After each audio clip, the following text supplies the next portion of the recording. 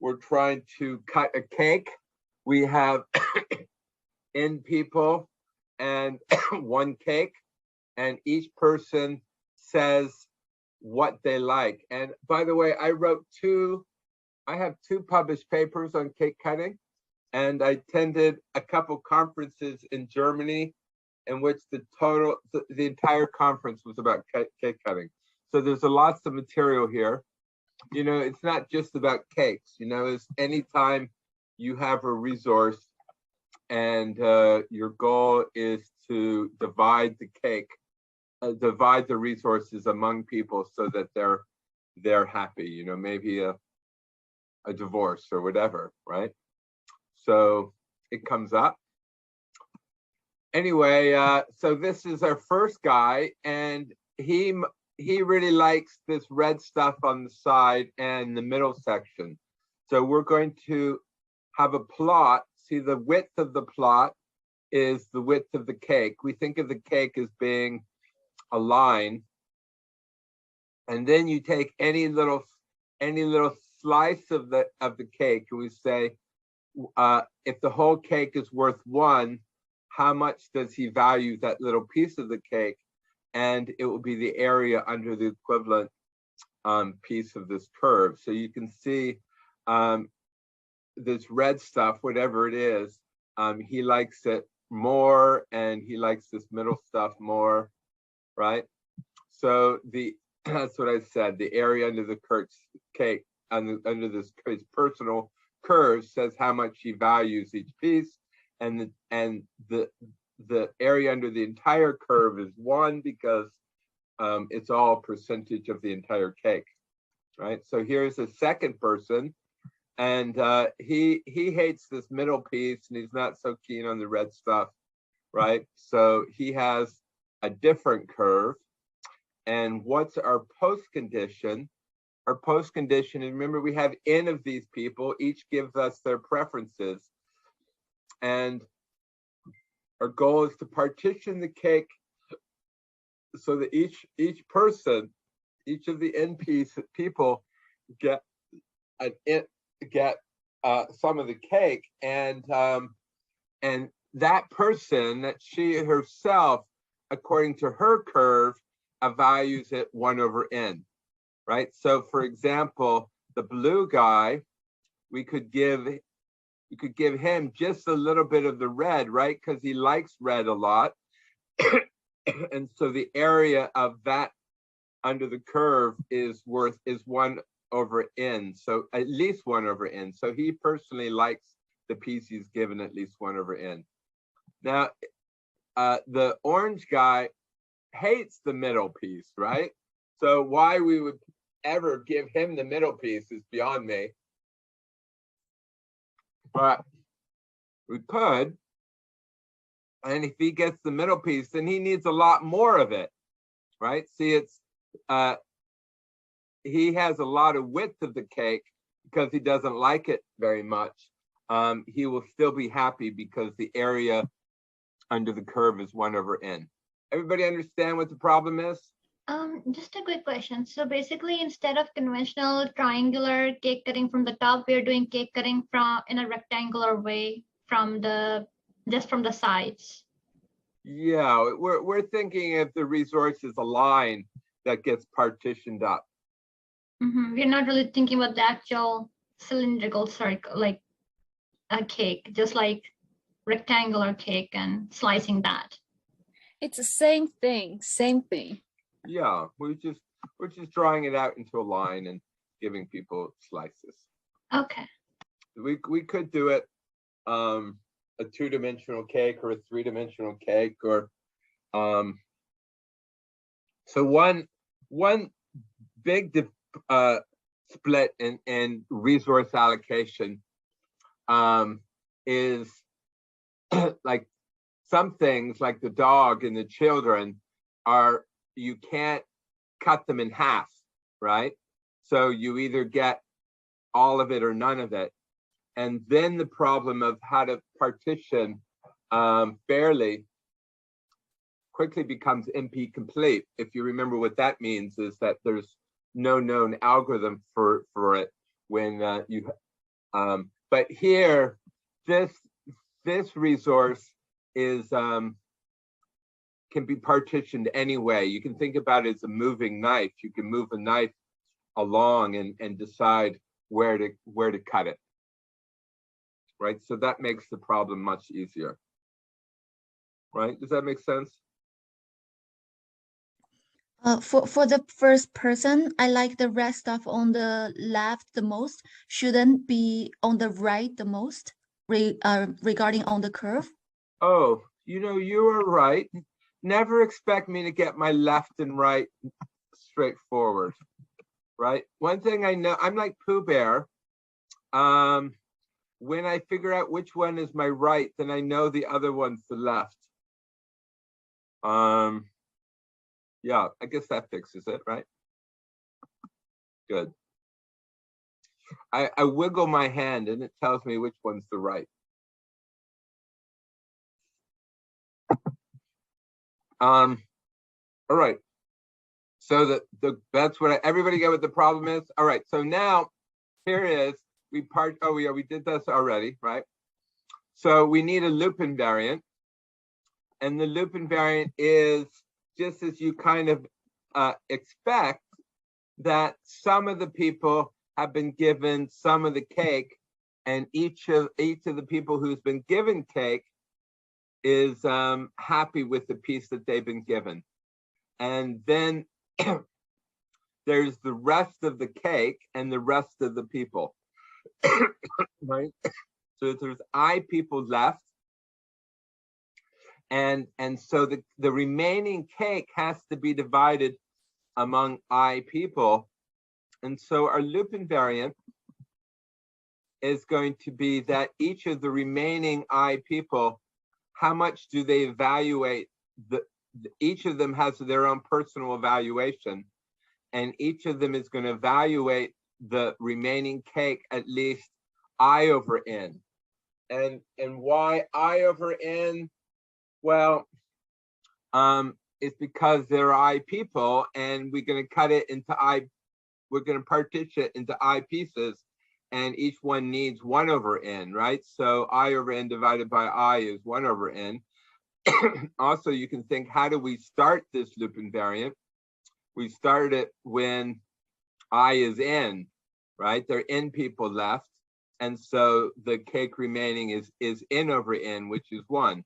So that's comes from the precondition that everybody's likes their cake at least 1. Everybody get this loop invariant? What do you mean by likes their cake at least 1? Well, one of the preconditions is that the area under the entire cake is 1, because what we care about is how they like this part versus that part. So the area under the curve is the percentage that they like the entire cake, right? So the area under the whole curve is 1. So here, when I is n, then we've given cake to nobody, and the requirement is that everybody likes it at least 1, and that just says the area under the curve is at least 1. Okay. Right? Does that make sense? Yep. Yeah. All right. So anybody guess what we're going to do is we're going to cut some of this cake, and we're working left to right. I got my left and right this time, right? So do we give the cake to this guy or to this guy? And if so, how much of the cake do we give? We always give the cake to those who likes this piece most. So they only need the shortest range of that cake. Exactly. So what we do is we ask each of the remaining people, here's our step, what action we're taking. Each remaining people tells us how much going from this dark line, which is where we've cut the cake.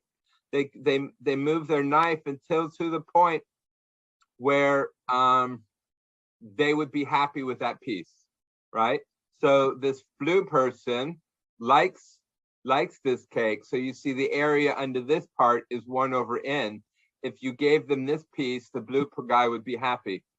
Well, the the orange guy doesn't like this piece very much. You would have to give him all of this for him to be happy, right? Does that make sense? And so also for each of them, we say, well, if this is worth, in fact, I would say this is an equal here. I should change, let me change that to an equal, because things can go wrong if it's not an equal. I cut and pasted that. They cut off exactly an nth. And then how much, you'll see the part that is to the left, to the right of where they've cut, they value it I-1/n, right? Because this purple part, they evaluate at least I/n, and they cut off 1/n. So I/n minus 1/n is I-1/n, right? So they value this at least 1/n. And then everybody makes that cut, and then we say, well, who do we give it to, right? Well, as Juan said, and I'm sure I'm saying it wrong, I probably will never get it. We give it to the one who wants the least, likes it the most, and hence expects the smallest amount of the cake, right? So we give it to the blue guy, and you'll note that moves this cut here. That's where we cut the cake. Now, let's pay attention, making sure we're making the loop invariant true, right? So the blue guy's happy. Why is the blue guy happy? Because we give him a piece that he thinks is worth 1/n. And the orange guy, well, he thinks that from the orange line to the right is worth I-1/n. So if we move that line over to here, well, this is now even bigger, right? So he evaluates this piece I-1/n, and that maintains our loop invariant that the remaining I-1 people value the remaining cake at least I-1/n. Everybody buy that?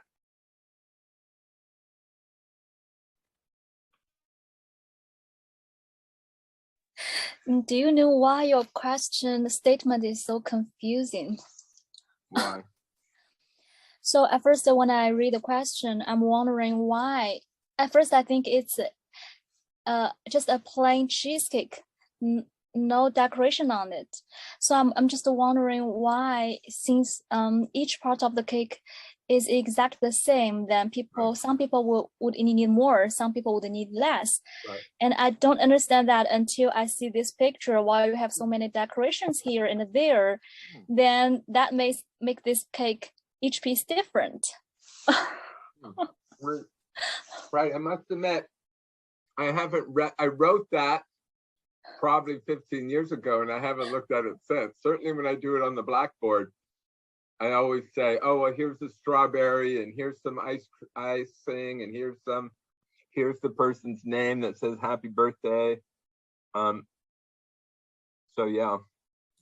I mean, you could also think of it as like with a brownie, some people like the edges, some people like the middle, some people like the corners. Exactly. And do you know what your brother normally likes? If you have a brother. Your brother. Yeah, I have a brother. Well, if you had a brother, your brother would want whatever it is that you wanted. Yes, true. I had a family that lived behind me growing up, and they fought over scraping the sides of the ice cream box because there was wax on the side of the ice cream box, and they all wanted that. So you never know what people are going to fight over. Anyway, I think that is all I have to, oh, I don't have a slide here for it. But in the papers that I wrote, it was all about the running time. And somebody wants to, Zhang, do you actually want a live transcript? We can try it. Last term, whenever I said enable, it crashed us. So if we crash, then that will be something we'll know. Oh, here it is. Look at, it's transcribing. It's pretty good. Is that coming up on people's screen? It's useful because if we go back and watch your videos, then we can like surf through and see what we want to see. Right, for sure, for sure. So let's see if it crashes it, as I said it. All right, so the running time is we could charge people every time they sort of say, oh, this piece is worth 1/n, or give me a piece worth, cut it in half. We charge them for each of those operations. And so you can see this is, what's the total running time of this algorithm? Anybody know? N squared, Mm-hmm. because for each person, we have to ask everyone else how much they value that piece. So if we have n people, we at most ask n other people for each person. Exactly, exactly. So it'll be the n plus n minus 1 plus n minus 2 as the people go down. Brilliant. So this is n squared. And when we get to a recursion, there's written up another version of this algorithm in which we get everybody to cut the cake in half, and then we get it down to n log n. And one of my papers proves that you can't do it faster than n log n. On the other hand, another one of my papers on the topic flips coins and gives approximate answers and then does it in linear time. Any questions about cake cutting? I have a follow-up on the runtime analysis. Yeah. So I noticed that when you talk about the runtime, oftentimes you express it as a sum, right? Right. So you said that we'll do n plus n minus 1 plus n minus 2, etc. Right. Is it also correct to think of it instead as for each n, we do n minus 1 other comparisons? So we have n times n minus 1?